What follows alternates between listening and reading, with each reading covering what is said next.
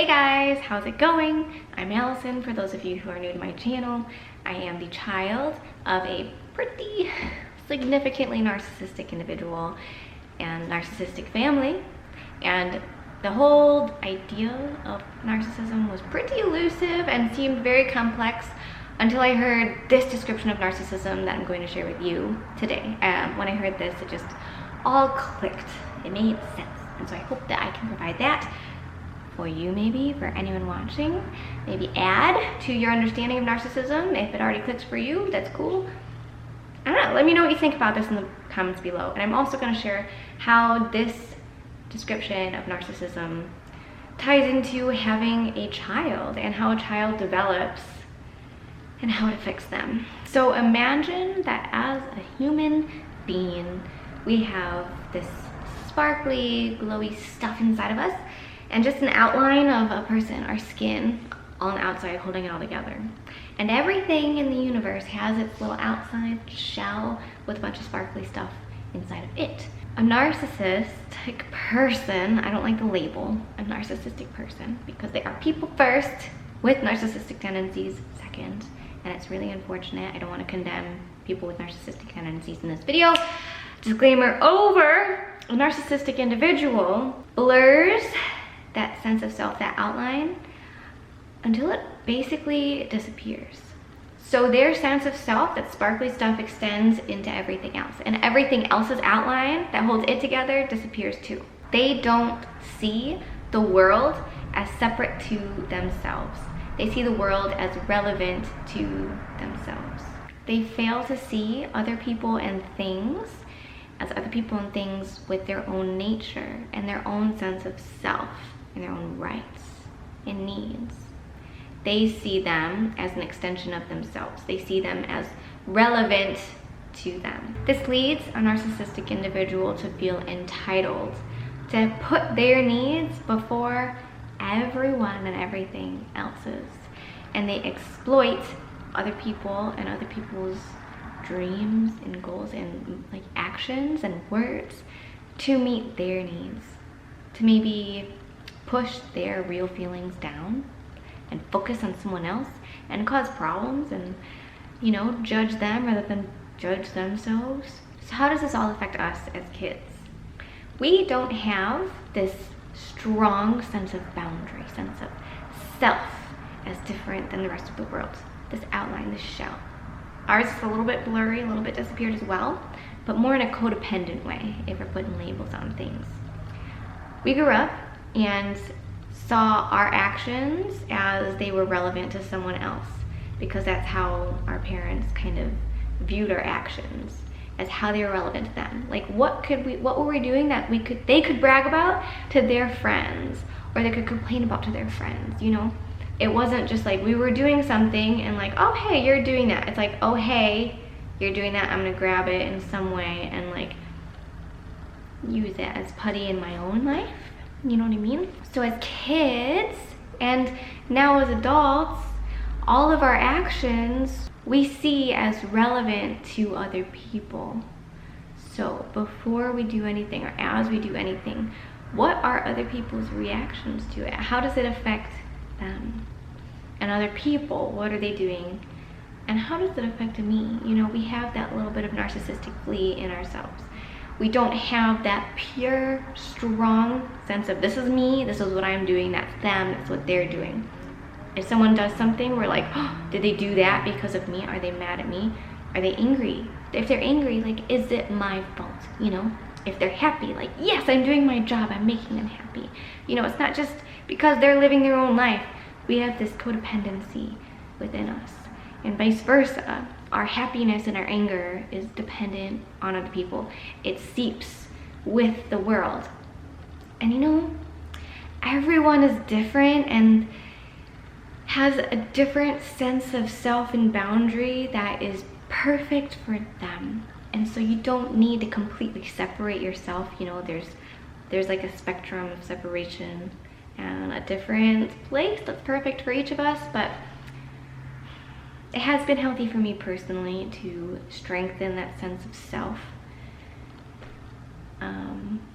Yeah, And so it probably is for you too, just because I just have a feeling that it is. That's maybe something that you should consider. So I hope that that all made sense. That is like the oomph of what I wanted to share with you, but I will share just a little story and other things with you as well. Explaining this in a little bit more depth, when a child is learning how to relate to the world, they do something. For instance, stub their toe, and before they react, when they're really little, they look to the big people in their lives, their caretakers, and see what their reaction is to whatever it is that they did, whether it was stub their toe or do something cool like find a rock. They look, and if the caretaker is like, oh my gosh, what'd you do? We're like, oh no, we did something, like, oh, we freak out. Or if we did something and it wasn't noticed, we're like, oh, okay, that wasn't cool. If we do anything and we're judged, we learn to judge ourselves. And like as we get older, all of these experiences wire how we react to the own things that we do in our own head. We learn to do this ourselves without first looking at other people to see what they think of whatever it is that we're doing. So, say we were judged all the time for anything that we were doing, or we saw other people around us being judged and we knew that we were being judged too. We start to judge our own selves in our own mind all the time, incessantly. Say we were neglected, we can just like, we learn to just get away with stuff all the time in our head, just let things slip because it doesn't really matter. No one's really paying attention. No one really cares. No one really cares. That is something that like we just slowly start telling ourselves in a reaction to our actions or our lack of actions. You know, that social mirror as a kid is there to help us figure out how to like regulate our own selves. But if it was unhealthy growing up, if that social mirror reflected someone else's own unhealth, you know, dis-ease, that is internalized within us, and we carry on the friggin' cycle. That on this channel, me and you together, we break the cycle and we reroute towards healthy ways of life, resilient ways of life, yay! If you have not already, please hit that subscribe button. It's the best way to support the channel and support yourself in becoming resilient. Is it? Is it? I think it is. So hit the subscribe button if you want to be resilient. I feel like such a loser whenever I say please subscribe. Please subscribe. Moving back to a narcissistic individual, they don't have that sense of self, but they're also, I feel like, not understood. They're not understood. And people think that they're cold. You know, on the internet, everyone's like, narcissistic people are just evil. They're demons on earth. They're soulless. They're heartless. They don't deserve love. And I don't know if it's just me, but I just don't feel that way about anyone. I think people are how they are for a reason. They don't just come out the womb a friggin' mean person. People come out and they like have this light inside, you know, and their experiences either fuel that light and push them forward or drag them into this darkness. So I personally choose to see narcissistic individuals as having grown up just like we were with this unhealthy social mirror, and they internalized some crappy stuff that they can't deal with, and they don't. And so they focus on other people and they extend their sense of self into the world and blame the world for the hardship that's actually lying deep, deep, deep down in the bottom of their heart. their broken heart. Narcissistic people that I know are moody. They're not just cold. They're sometimes like flying high on narcissistic supply, on the world giving them what they need, you know, validating them and giving them, you know, boosts of goodness, you know, ego boosts. They're flying high, and then they're low, and then they really just, they rage and like throw tantrums. They're like, the world's not giving me what I need. Grrr! You know, they just explode. And it's not good for us to be there in those explosions. So I can't stress enough how important it is for us to distance ourselves from narcissistic people and realize that they aren't our responsibility. Their anger isn't our fault, and it's not on our shoulders to take away, like to take off their shoulders and take on ours, you know, for them to just forcefully put it on us, you know, none of that. Just, nope, shake it off, step back, shake it off, whew. But it's also okay for us to still love them from afar, you know, and just not take on any of their narcissistic crap, but forgive them and see them as a hurt person. And, you know, I don't know, I just think everyone deserves love and happiness, and it's so sad when they don't have that, and when they're stuck in their ways to such a degree that they will never have that. And it's, you know, it's just not gonna happen. You know, there's always gonna be another thing to get mad about, because healing and going through all the stuff that's underneath the surface is hard. I'm kind of getting myself into a rabbit hole here, but what I'm trying to say is narcissistic individuals are misunderstood. They're moody. They're not these cold, undeserving creatures. They're people that you should have distance from and boundaries, but you should forgive. I don't mean to should you, but like for the best health of your mind, for peace of mind and heart, forgive them, because they're hurting too.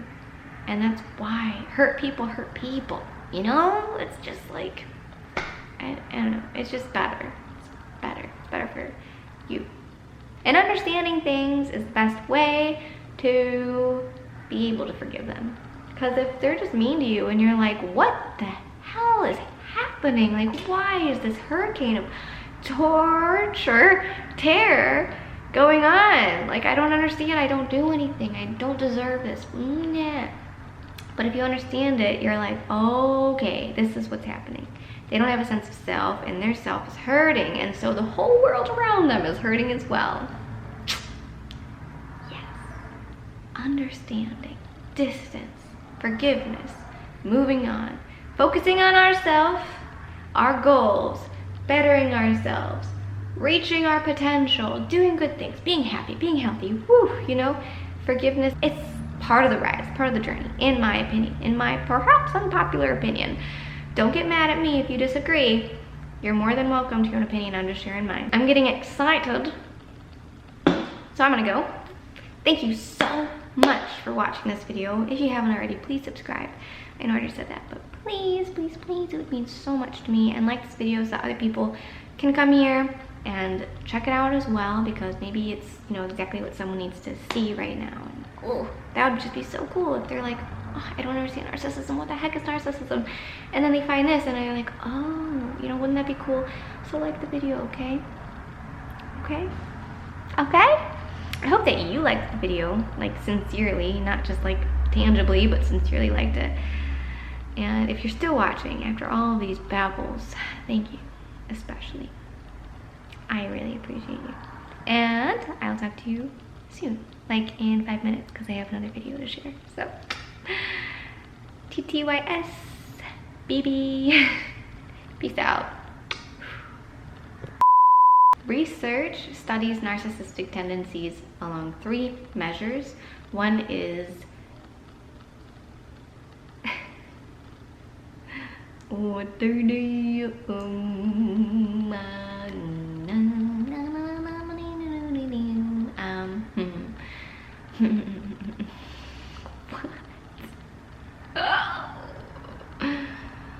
Okay, and this is when I start making sounds because I don't know what I'm trying to say and my mind is just grasping, reaching for the correct words, and then I forget that I'm even trying to find words and I start babbling about the sounds that I'm making, and it just boop, boop, boop, boop, boop, boop, boop.